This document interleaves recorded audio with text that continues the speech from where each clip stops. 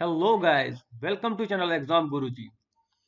उम्मीद करता हूं कि आप सभी अच्छे होंगे और आप जिस किसी भी एग्जाम की प्रिपरेशन कर रहे हैं वो अच्छी चल रही होगी। तो गाइस, जैसा कि आप सभी जानते हैं, हम डिस्कस कर रहे हैं एसएससी सीएचएसएल 2018 के पेपर्स को, जिसमें क्वांटिटेटिव एप्टीट्यूड पार्ट को हम डिस्कस कर रहे हैं। अब तक हमने 3 जुलाई और उसके सेकेंड शिफ्ट तक जो है डिस्कस कर चुके हैं पेपर को। आज हम 3 जुलाई का ही थर्ड शिफ्ट में जो पेपर हुआ था उसको डिस्कस करने वाले हैं।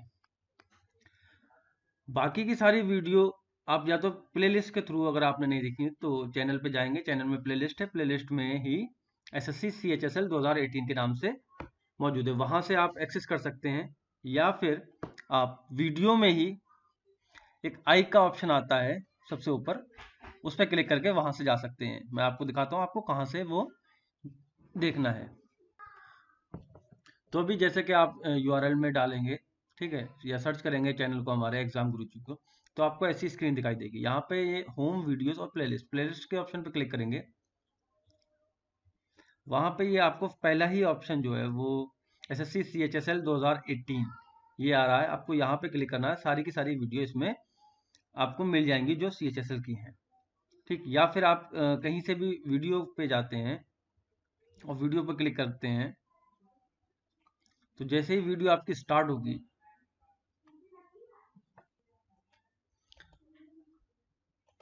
तो वीडियो जैसे ही स्टार्ट होगी, यहाँ पे आपको ये आई का साइन आ रहा है। ठीक, ये कोने पे आई का साइन आ रहा है, तो ऑटोमेटिकली यहाँ पे आप या तो ये दिखाई देगा, या आप यहाँ पे क्लिक करेंगे तो आपको यहाँ पे ये ऑप्शन दिखाई दे रहा है कि एसएससी सीएचएसएल 2018 मैथ की कितनी 6 वीडियो हैं जो ऑलरेडी हैं। तो आप जब ये वाली वीडियो स्टार्ट करेंगे तो वहाँ पर आपको 7 वीडियो दिखाई दे रही होंगी। ठीक है, यहाँ पे क्लिक करेंगे, यहाँ से क्लिक करने के बाद नेक्स्ट पेज पर आप चले जाएंगे, वहाँ पे ये सारे जो प्लेलिस्ट है वो ओपन हो जाएगी। ठीक है, तो आपको अभी करना क्या है कि अगर आपने चैनल को सब्सक्राइब नहीं किया है तो प्लीज चैनल को सब्सक्राइब यहाँ से कर लीजिए, और सब्सक्राइब करने के बाद आपको एक बेल का आइकन यहाँ पे दिखाई देगा। उस बेल के आइकन पर प्रेस करना बिल्कुल भी ना भूलें, ताकि हमारी तरफ से जो आगे वीडियो अपलोड हो उसका नोटिफिकेशन आपको मिलता रहे और आप वीडियो को इजिली एक्सेस कर सकें, उसको मिस ना कर पाए। चलिए फिर शुरू करते हैं आज का सेशन। तो गाइस, पहला क्वेश्चन जो था वो प्रॉफिट एंड लॉस से था, और इस तरीके से था कि एक वस्तु जो है वो एक्स रुपए में बेची जाती है। ठीक है, यदि इसे इस कीमत पे के 33 सही 1/3%, यानी कि फ्रैक्शन में बात करूं तो 1/3, यानी कि एक्स रुपए के इतने परसेंट पे बेचा जाए तो 20% की हानि होती है। उसको कितने की हानि होती है? 20% की। जब इसे एक्स पर बेचा जाए तो लाभ प्रतिशत बताना है। तो मैं यहाँ एक काम करता हूँ, एक्स बराबर 300 ले लेता हूँ। 300 इसलिए लिया है कि ये मुझे 1/3 करना है।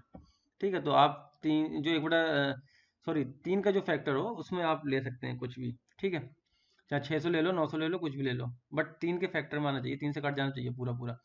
तो वो बोल रहा है कि एक्स के 1/3 पर बेची, यानी कि 100 रुपए पे बेची, तो उसको कितने का लॉस हुआ? 20% का। तो 100 में से 20 गए तो 80 बचे, यानी कि 80% पे उसने वो चीज बेची। यहाँ से इसको काटूंगा, 4 दूनी 8, 25 और 2 पंजे 10, 125 रुपए में बेची। सॉरी, 125 रुपए की वो उसकी कॉस्ट प्राइस थी, सीपी। और इसने 100 रुपए में बेची थी, 125 रुपए का माल था। अब वो कह रहा है कि अगर मैं एक्स पर ही बेचता, यानी कि 300 रुपए पे ही बेचता, तो मुझे कितना फायदा होता। तो यहाँ से मैं देख रहा हूँ इनका गैप जो होगा 275 रुपए का, तो उसको यहाँ से फायदा होगा, सॉरी 175 का।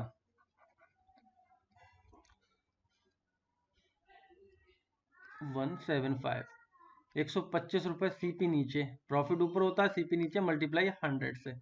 25 पंजे 125, 25 चौका 100, 15 35, 35 चौका 140, तो उसको 140% प्रॉफिट होता है, जो कि ऑप्शन ए में मौजूद है।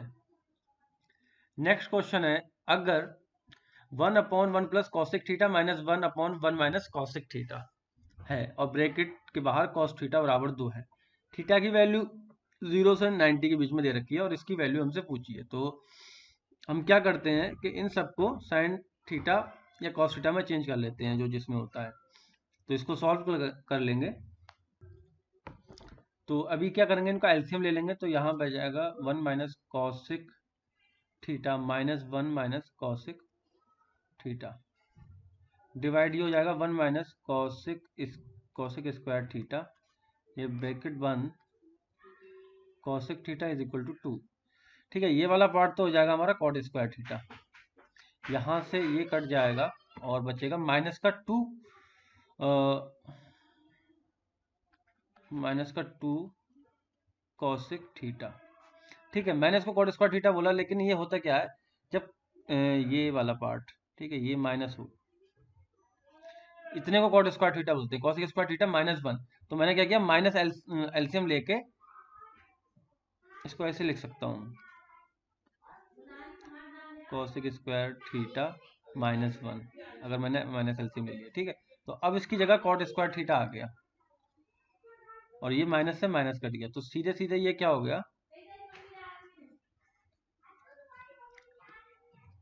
2 cosec theta upon cot square theta, और ये cos theta is equal to 2। इसको क्या लिख सकता हूँ, कॉसिक को 2 अपॉन साइन थीटा, और ये हो गया cos square theta upon sine square theta, bracket के बाहर कॉस थीटा है ही, ये कट गया एक। ठीक है, तो बचा मेरे पास 2 sine theta upon cos square theta multiply में कॉस थीटा बराबर 2, एक से ये कट गया। Sine theta upon cos theta होता है 2, ये टेन थीटा हो गया, sine theta upon cos theta बराबर 2 से 2 कट गया, तो ये 1 आया। और टेन थीटा 1 कब होता है, जब थीटा की वैल्यू 45 होती है। तो अब मुझे थीटा की वैल्यू पता लग गई, यहाँ मैं वैल्यू रख दूंगा। साइन स्क्वायर 45 कितना होता है, 1/√2, और स्क्वायर है तो 1/2 आ जाएगा, प्लस यहाँ से कॉट 45 की वैल्यू 1 होती है तो 1 का स्क्वायर 1, सेक 45 की वैल्यू √2 होती है तो √2 का स्क्वायर 2, तो ये हो गया 3 होल 1/2, जो कि ऑप्शन बी में मौजूद है। एक त्रिभुज है ABC, उसमें क्या है, पहले तो त्रिभुज बना लेते हैं।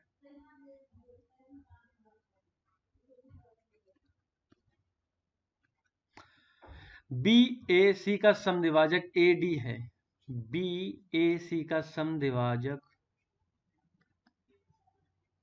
AD है, ये जो BC पर D पर मिलता है। ठीक है, BC से D पर मिलता है। अगर AC बराबर 21 है, BC बराबर पूरा का पूरा ये 12 है, BD की लंबाई D से 2 कम है, BD की लंबाई DC से 2 कम है, ये x है तो ये x-2 है, तो भुजा AB की लंबाई क्या होगी, इसकी लंबाई क्या होगी, ये बताना है हमें।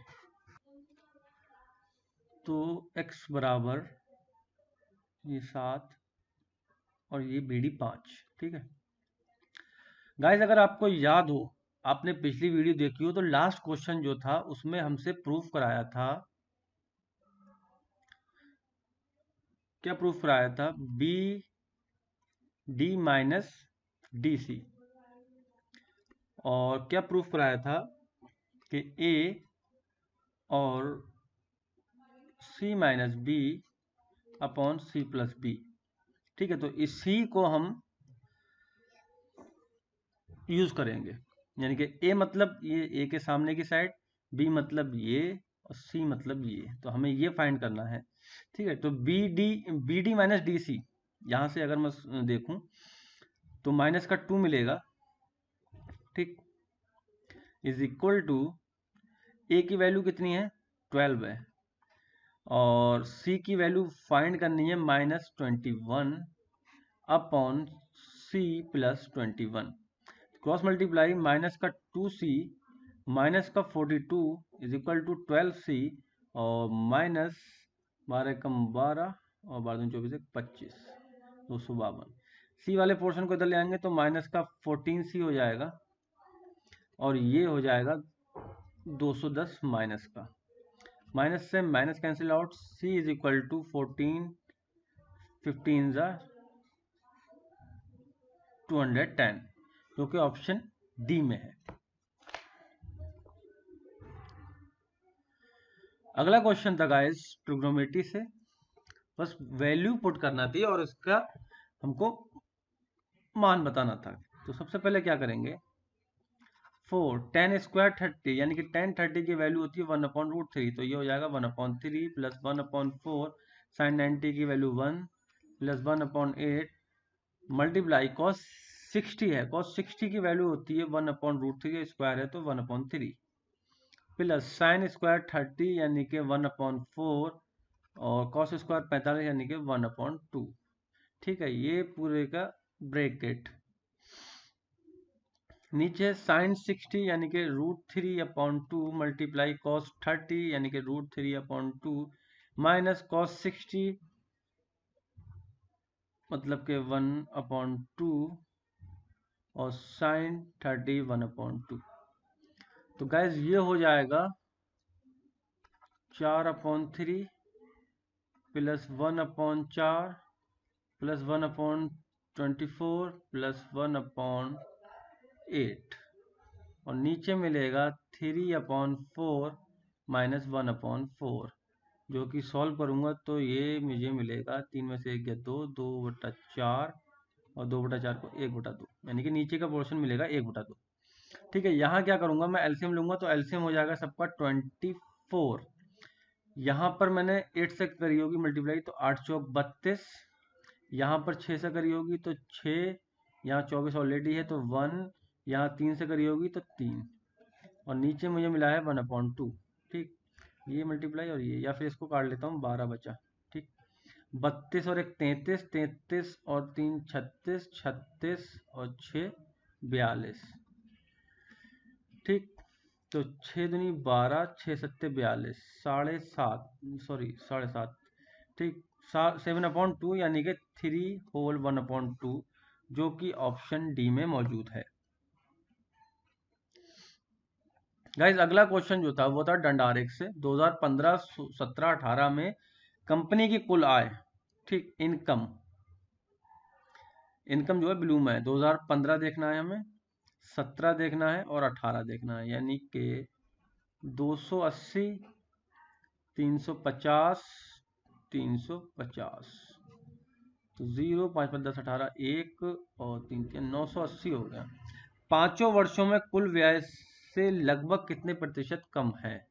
ये जो है इसमें रेड में एक्सपेंडिचर है, तो 175 250 275 300 और 325, 5 3 15 1 7 7 14 14 5 19 20 2 22 2 5 3 8 10 2 12 13 1325 कितने प्रतिशत कम है? तो 5 12 में 60 गए 4 और हम लोग 345/980 मल्टीप्लाई 100। ठीक, 1 0 से 1 0 कट गया। एक मिस्टेक हो गई है यहाँ पे, क्या करना है हमें, कम निकालना, ज्यादा नहीं पूछ रहा है, वो पूछ रहा है कितना कम है, तो कम पूछ रहा है तो 1325 डिवाइड में आएगा। ठीक है, इसको सॉल्व करेंगे तो 26 पॉइंट समथिंग आ जाएगा, आंसर डी में 26 मौजूद है। अगला क्वेश्चन था x plus Y plus Z is equal to 19, X square plus Y square Z square is equal to 133 और इसकी वैल्यू बतानी है। मुझे पता है कि ये होता है x plus Y plus Z और X square plus Y square plus Z square minus X Y plus Y Z plus Z X. ठीक है, तो मेरे पास ये नहीं है, बाकी तो सब है, तो ये कहाँ से मिलेगा, मैं इसका होल स्क्वायर कर देता हूँ, तो मुझे मिलेगा X square plus Y square plus Z square plus X Y plus Y Z plus Z X is equal to 19 का स्क्वायर 361, इसकी वैल्यू है 1331, तो X Y plus Y Z plus Z X is equal to 361 minus 133, 11 में से 3 गए 8, 5 में से 3 गए 2 और 3 में से 1 गया 2, 228 बचा। ठीक, सारी वैल्यू मुझे पता है, इसकी वैल्यू है 19 ब्रैकेट, इसकी वैल्यू है 133 और इसकी वैल्यू है 228। 19 13 में से 8 गए 5। देयर इज अनदर मिस्टेक, ये होता है 2xyz, तो ये इसकी वैल्यू क्या आई, ये इसकी आई।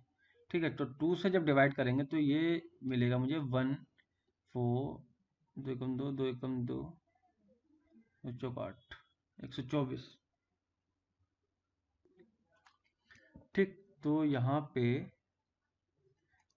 114 ये माइनस करेंगे। ठीक है, तो ये मिलेगा मुझे 19, और 19 का स्क्वायर होता है 361, जो कि ऑप्शन सी में मौजूद है। अगला क्वेश्चन था, 5 वर्षों में कंपनी की प्रति वर्ष औसत आय 2015 में, आय की बात कर रहा है। ठीक है, और उसका एवरेज निकालना है। उसके ब्याज से कितने प्रतिशत अधिक, 2015 में उसके ब्याज से कितने प्रतिशत अधिक है। पांचों वर्षों की इनकम ऐड करें, फिर उसको 5 से डिवाइड करना है, फिर 2015 में उसके ब्याज से देखना है हमें। ठीक है, तो 225 280 325 350 और 350। तो जो इसका सम आएगा वो आएगा 1530, और इसको 5 से जब मैं डिवाइड करूंगा तो आएगा 306। ठीक है, 306। अब मैं कंपेयर कर रहा हूँ, 2015 में ये 250 दे रखा है, इससे कितना ये ज्यादा है, तो मैंने देखा ये 56 ज्यादा है। तो परसेंटेज निकाल लूंगा, 56/250 गुणा 100। इसको जब सॉल्व करूंगा, सॉल्व करने के बाद मेरे पास आएगा 22.4%, जो कि ऑप्शन सी में मौजूद है। तो गाइस, अगला क्वेश्चन है फिर आरेख से, जिसमें बोला गया है कि पिछले वर्ष के व्यय की तुलना में किस वर्ष में व्यय 40% अधिक है। तो 2014 में अगर मैं देखूं तो 175 रुपए था, और फिर अगले 2015 में ये 250 हो गया। ठीक है, तो चेक कर लेते हैं यहाँ से। अगर मैं गैप की बात करूं तो 25 और ये 75 रुपए ज्यादा खर्च हुए, 175 से ज्यादा बड़ा है ये आगे। 25 या 75, 25 सत्ते यानी कि 300/7, और 7 चौक 28, 2 बचे 7 दूनी 14, 42 समथिंग, जो कि ये ऑप्शन ए में मौजूद है। ठीक,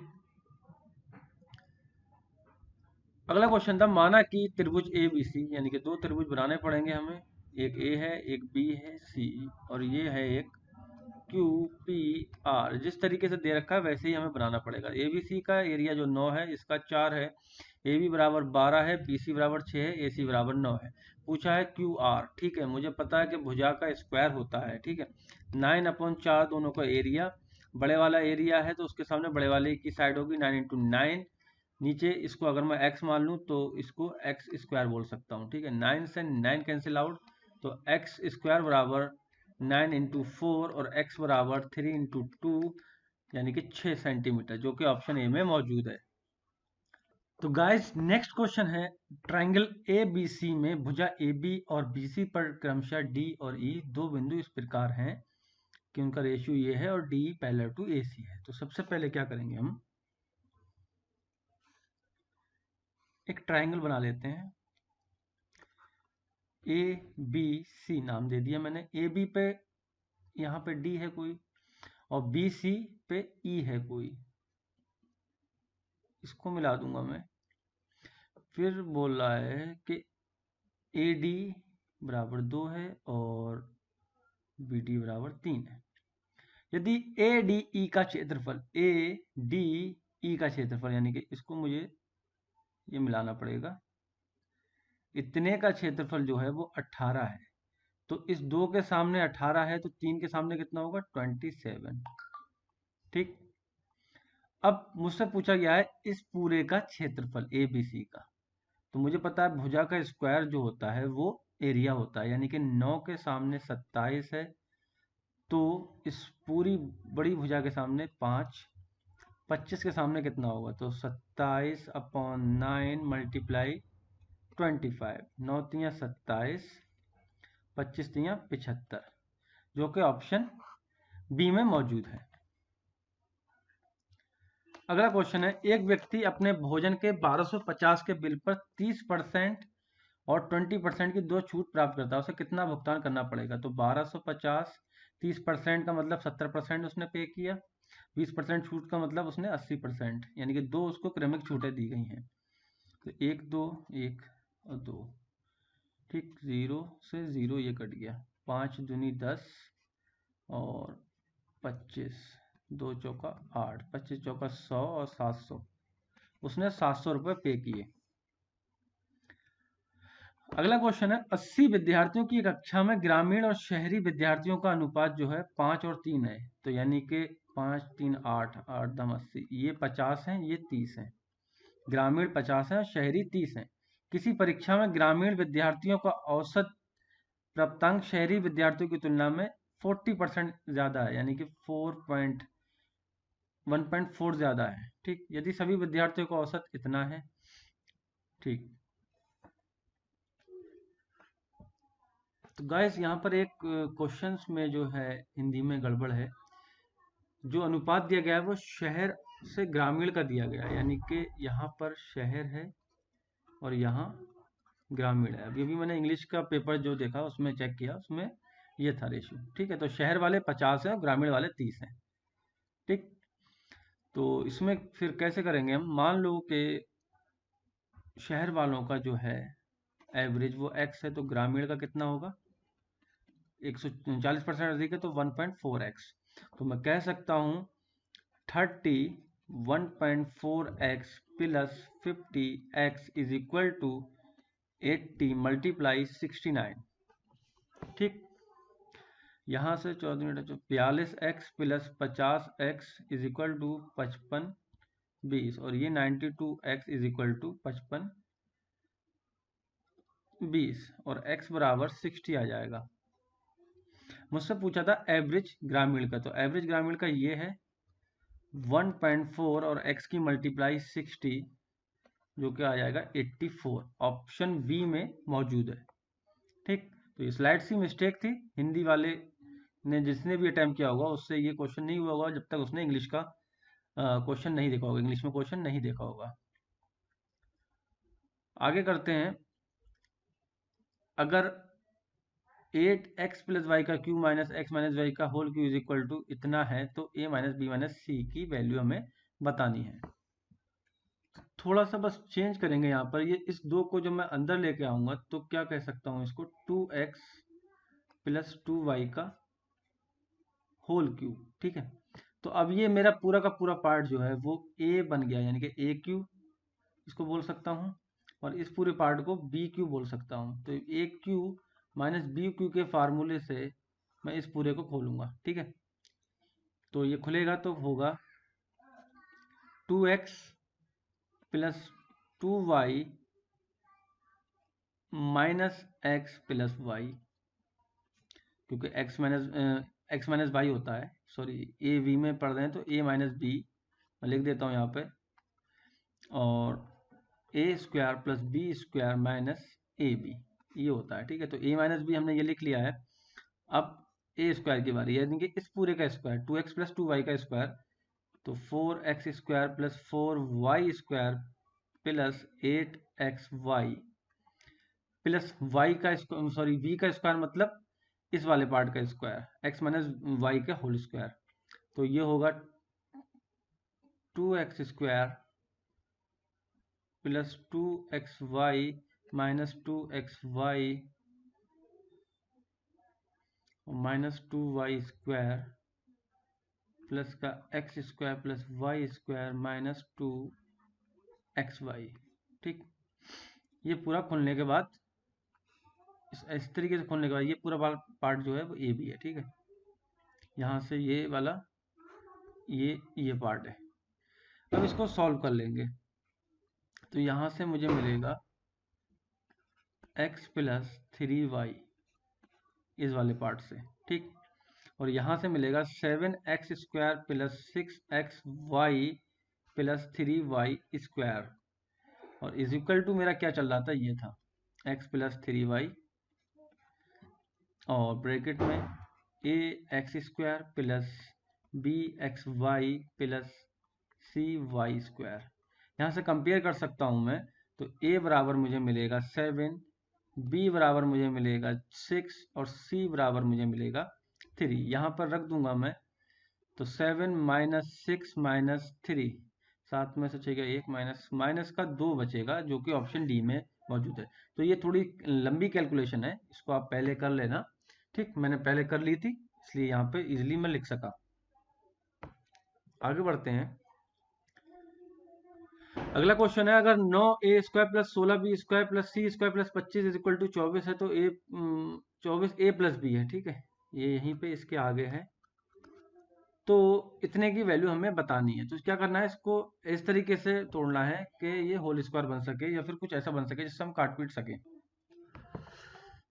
तो इसको क्या करूंगा, मैं इसका ब्रैकेट ओपन कर दूंगा, तो 24a प्लस 24b मिलेगा, जो कि मैं इस साइड ले जाऊंगा, तो 9a²।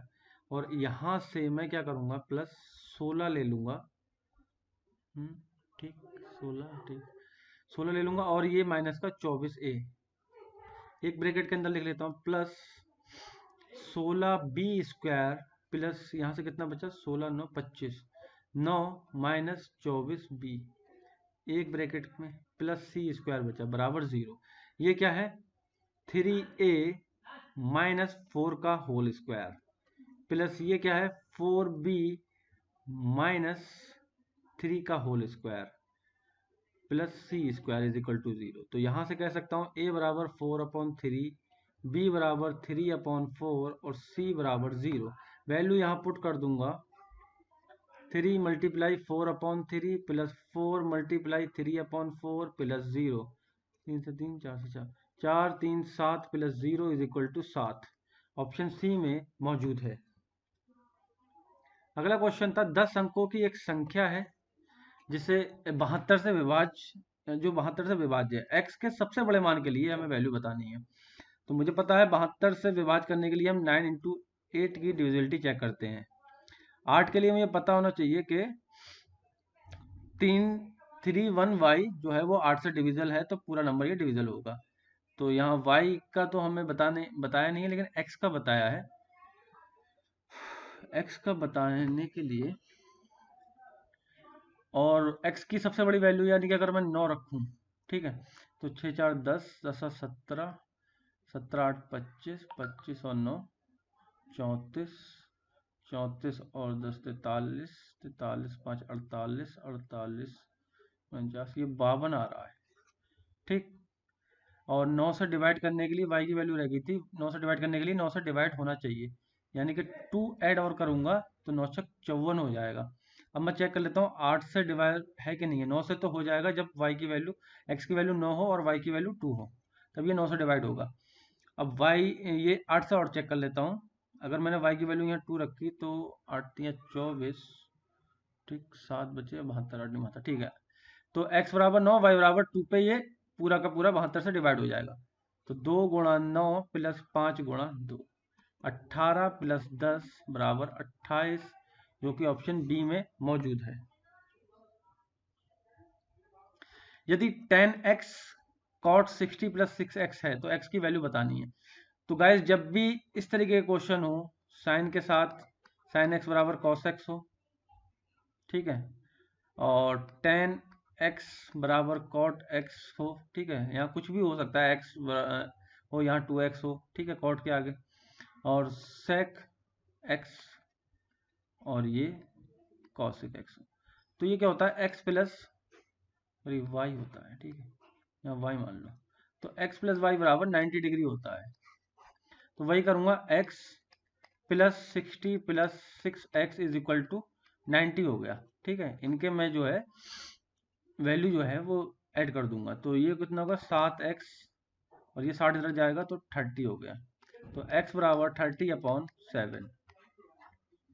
इनके एंगल का जो सम होता है वो 90 होता है। कब, जब साइन और कॉस हो, टेन और कॉट हो, और सेक और कॉसिक हो। एक वस्तु की कीमत हर वर्ष 20% बढ़ रही है, ठीक है। यदि तीसरे चौथे वर्ष के अंत में कीमत का अंतर जो है वो इतना है, तो दूसरे वर्ष के अंत में कीमत 40% में होगा, ठीक है। दूसरे वर्ष के अंत में कीमत का 40% पूछा है। तो गाइस, क्या करूंगा, सबसे पहले मैं 1 2 3 4 और 5, पहले वर्ष में अगर मेरे पास 100 रुपए थे, तो अगले साल वो कितने हो जाएंगे, 120 रुपए। फिर तीसरे साल में 144, फिर चौथे साल में 172 रुपये 8 पैसे, और पांचवें साल में ये हो जाएंगे 207 रुपये 36 पैसे। उसने बोला कि तीसरे और चौथे वर्ष के अंत में, ठीक है, अंत में मतलब चौथे वर्ष के स्टार्टिंग में और पांचवें वर्ष के स्टार्टिंग में जो अंतर था वो इतना था। अगर मैं इनका अंतर देखूं, अगर मेरे पास 100 रुपए थे तो अंतर कितना होता, तो अंतर होता 34 रुपये 56 पैसे। बट मुझे अंतर दिया गया ये है, यानी कि 34 रुपये 56 पैसे बराबर हैं 259 रुपये 20 पैसे। ठीक। अब मैं निकालना है मुझे क्या, दूसरे वर्ष के अंत का, यानी कि तीसरे वर्ष में जो पैसे हुए थे, दूसरे वर्ष के अंत में ही तो तीसरे वर्ष में आए थे पैसे, तो 144 रुपये का निकालना है। तो 259/20 मल्टीप्लाई 34.56 डिवाइड बाई 34.56 मल्टीप्लाई 144। इसको सॉल्व करने के बाद जो मिलेगा मुझे वो है 1080 रुपये। ठीक है, यानी कि तीसरे वर्ष में मुझे 1080 रुपये हुए, या फिर दूसरे वर्ष के अंत में या तीसरे वर्ष के शुरुआत में, ये बोल सकता हूँ मैं। लेकिन मुझे बताना है 40%, तो इसका 40% जब निकालूंगा मैं, तो 0 से 0 कटा, 0 से 0 कटा, 4 अटे 32, 432 ऑप्शन सी में मौजूद है। ठीक, 40% पूछा था मुझे, तो वो 432 ऑप्शन सी में मौजूद है। अगला क्वेश्चन है, किसी वस्तु के अंकित मूल्य पर 20% की छूट देने के बाद भी 20% की छूट देने के बाद इसे 360 रुपये में बेचा जाता है। ठीक है, यानी कि ये बोलना चाह रहा है वो कि मान लिया मैंने अंकित मूल्य x है और उसे 20% की छूट मतलब 80% पे बेचा गया, तो वो 360 रुपये में बेचा गया। एक जीरो से एक जीरो कट गया और 8 चौक 32 और 4 8 5 40 45, तो x बराबर 450 रुपये, यानी कि उसका अंकित मूल्य जो है 450 रुपये। अगर उस वस्तु पर छूट नहीं दी गई होती तो 50% लाभ होता। कितना होता, 50% लाभ होता। अगर छूट 450 में ही बेच देता मैं, तो लाभ कितना होता, 50% होता, 150। तो उस वस्तु का क्रय मूल्य बताना है, 300 रुपये उस वस्तु का क्रय मूल्य होगा। अगला क्वेश्चन है, 2014, 16, 17 में कंपनी का कुल व्यय और कुल आय का अनुपात बताना है हमें। ठीक, कंपनी के कुल व्यय और कंपनी के कुल आय का अनुपात बताना है। तो 2014 इसमें, 2016 और 2017 में। तो पहले कंपनी का कुल व्यय देख लेते हैं। व्यय मतलब एक्सपेंडिचर, 175 175 के बाद आएगा 275 ही है, और ये 300। 5 5 10 का जूल हासिल लगा 1, 7 7 14 और 1 15 हासिल लगा 1, 3 3 6 1, 750 रुपये आ गया। कंपनी की कुल आय देख लेते हैं, 225 है, इसमें 325 है और इसमें 350 है। 5 5 हासिल लगा 1, 5 9 हासिल लगा 1, 900। ठीक है, इसका रेशियो निकाल के देना है हमें। 15 पंजे 75, 15 छक्का 90, 5:6 जो है रेशियो होगा, जो कि ऑप्शन सी में मौजूद था। 20 नंबर क्वेश्चन था जो कि चक्रवृद्धि ब्याज और साधारण ब्याज का मिक्स था, जिसमें पूछा गया है किसी निश्चित राशि पर 15% प्रति वर्ष चक्रवृद्धि ब्याज की दर से 3 वर्ष में जो संयोजित चक्रवृद्धि ब्याज है वो 4167 रुपये है। यदि वही राशि हो और वही दर हो तो इतने साल में, यानी कि 5 चौका 20 और 24/5 वर्ष में साधारण ब्याज क्या हो। तो सीआई का फार्मूला जैसे कि मुझे पता है, P 1 + R/100 का T -1। तो यहाँ से मैं रख लूँगा, सीआई मेरे को पता है 4167 है, P पता नहीं है और 115 है, तो ये हो गया 115 डिवाइड बाई 100 टाइम 3 है -1। इसको सॉल्व करूँगा तो ये आ जाएगा 4167 इज इक्वल टू P, या फिर इस पूरे पार्ट को मैं 5 से डिवाइड करूँगा तो 3/5 20। ठीक है, ये होगा। सॉल्व करने के बाद एलसीएम लूँगा, एलसीएम लेने के बाद ये मेरे पास आ जाएगा 4167 डिवाइड बाई 8000, ये कट गया तो P बराबर 8000 आ गया। ठीक है, ये इधर चले जाएगा तो 8000। तो अब SI 8000 पे निकालनी है हमें। 8000 गुणा 24/5 गुणा 15/100। ठीक, 2 0 कट जाएंगे इससे, 5 3 15 हो जाएगा, इसकी मल्टीप्लाई करेंगे 8 3 24, 140, 24 24 का स्क्वायर 576 और एक 0 एक्स्ट्रा 5760 रुपये ऑप्शन सी में मौजूद है। ठीक, आगे बढ़ते हैं। 18 पुरुष किसी काम को 9 दिन में पूरा कर सकते हैं। 5 दिनों तक काम करने के बाद 5 दिनों तक काम हुआ, उसके बाद 6 और पुरुष उनसे जुड़ते हैं। बचे हुए काम को पूरा करने में उन्हें कितने दिन लगेंगे? ठीक, तो अगर मैं देखूं इनके यूनिट 18 × 9 यानी कि कितना काम किया उन्होंने? 162। बट बोल रहा कि 5 दिनों तक काम किया उन्होंने, उसके बाद कुछ और लोग मिले, तो 5 दिनों का मैं काम देख लेता हूँ। टोटल काम 162 है मेरा, 5 दिन काम किया तो 90। अब कितना बचा मेरे पास? 72 काम बचा। अब आदमी कितने हो गए मेरे पास? 18 आदमी पहले थे, 6 और आ गए, तो 18 6 24, तो 24 आदमी है, 72 काम है, 24 3 72। 3 दिन में ये काम निपटा लेंगे और ऑप्शन सी में ये मौजूद भी है। अगला क्वेश्चन था कि एक आयताकार पार्क की लंबाई इसकी चौड़ाई से 20 मीटर अधिक है। यदि मैं पार्क की चौड़ाई को x बोलूं तो इसकी जो लेंथ होगी वो कितनी होगी? x + 20। यदि 53 रुपए प्रति मीटर की दर से पार्क की 4 दीवारी करने का खर्च इतना है, तो पार्क का क्षेत्रफल बताओ। तो पहले तो मैं इसका पेरीमीटर फाइंड कर लेता हूँ 53 से डिवाइड करके। 3 चौक 12, 21, ठीक है। तो जो पेरीमीटर आई वो 400 आई, और पेरीमीटर क्या होती है? 2l + b = पेरीमीटर होती है, पेरीमीटर में पता 400 है, तो l + b = 200 बचेगा, और l + b क्या है? 2x + 20, 200, तो 2x = 180 और x बराबर यहाँ पर 90। पूछा क्या गया था? पार्क का क्षेत्रफल, यानी कि 90 और ये 110 आ गई।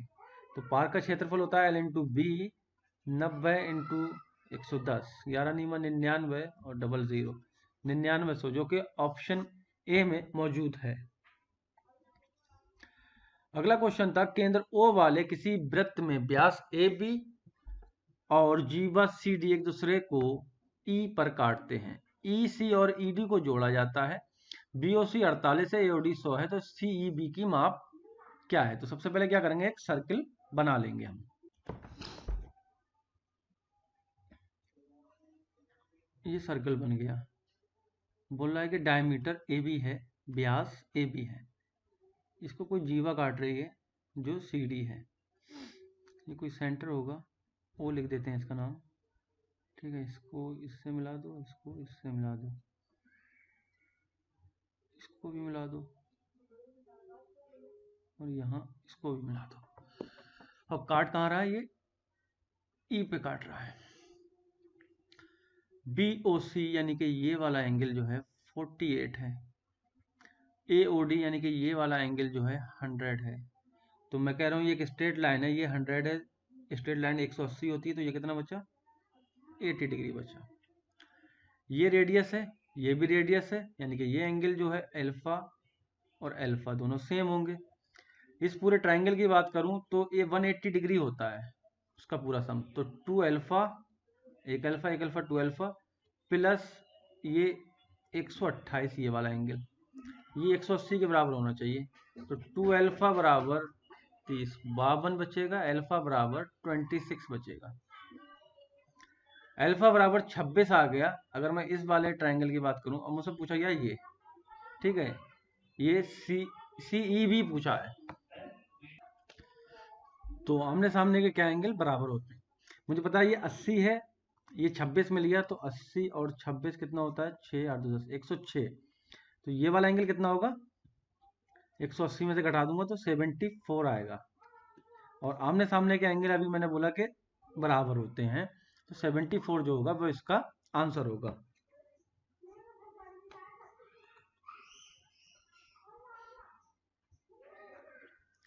अगला क्वेश्चन था सिंप्लीफिकेशन से सरलीकृत करना था। तो 5/10, ये पूरा का पूरा एक पार्ट है, ये पूरा का पूरा एक पार्ट है। 10 into 10 multiply 4 plus 4 divide 4 into 4 multiply 10 minus 10 में से 4 का 6 डिवाइड बाई 16 इंटू 4। 5 दूनी 10, 2 दूनी 4 और 2 पंजे 10, यानी कि यहाँ से मिला 1/5 प्लस 4 से 4 कटा, 2 दूनी 4, 2 पंजे 10। यहाँ से मिला 5/2 माइनस 4 चौक 16, 2 3 6, 2 दूनी 4, 3/2 यहाँ से मिला। इस पूरे का एलसीएम ले लिया मैंने, 10 आ गया। यहाँ 2 है प्लस 25 और यहाँ 5 है 15, ये बचेगा 12/10 और ये हो गया 1.2, जो कि ऑप्शन बी में मौजूद है। तो गाइस आज की वीडियो का last question 25 number, 72 kilometre per hour और 108 किलोमीटर पर आवर की गति से विपरीत दिशाओं से आ रही है ट्रेनें, ठीक है। जब विपरीत दिशाओं से ट्रेन आती है तो उनकी गति जो है, स्पीड जो है वो ऐड हो जाती है। तो स्पीड कितनी हो गई अब? 180 किलोमीटर पर आवर हो गई है। और जब एक ही दिशा में जाएंगी ट्रेनें तो इनकी माइनस हो जाती है, ठीक। तो विपरीत दिशाओं से समान लंबाई की 2 रेलगाड़ी आ रही हैं, एक दूसरे को 10 सेकंड में पार कर लेती हैं। मान लिया मैंने कि एक की लंबाई जो x है, तो 2 की लंबाई कितनी होगी? 2x 180/5/18 is equal to 10 second. यहाँ से मुझे इसकी लंबाई पता लग जाएगी किसकी? ट्रेन की। फिर मैं बता सकता हूँ कि इतने लंबे प्लेटफॉर्म को ये कितने सेकंड में पार कर सकती है।